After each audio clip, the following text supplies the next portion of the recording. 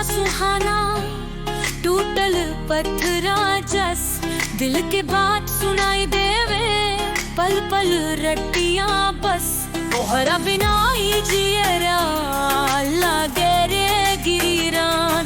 साजन बिना तोहरे मनवा माने ना, मनवा माने ना, साजन मनवा माने ना, दिलवा के दर्दवा क्यों जाने ना।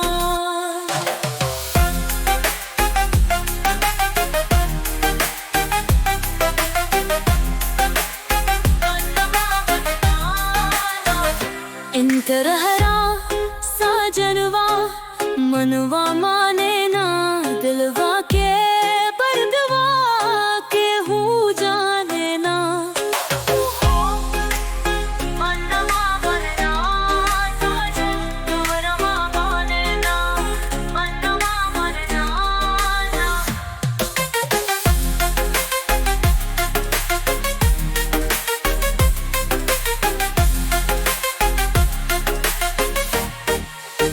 संदेशवा भेजली ना आए उतरवा, सुनो पति लिखी तोहार खबरवा, बिनवा के भोरवा लगा भरिया, बिना तोहरे साजनवा टूटल डोरिया रे, मनवा माने ना,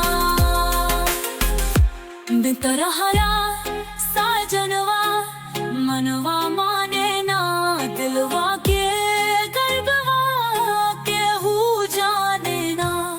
आस में बैठल बाट जियरा के हूँ, तुहरी नजरिया खोजे रे कहीं, बोली ना फूटे लागे जहिर समा।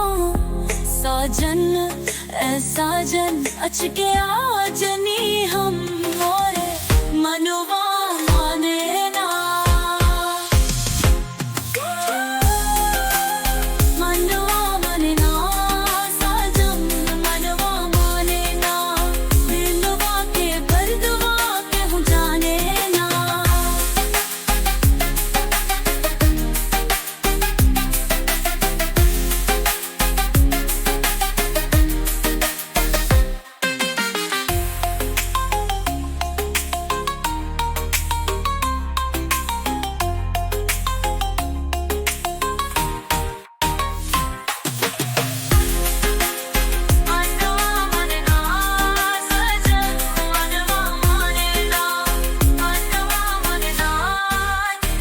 बिन किमर फरे बिन तोहरा सजनवा,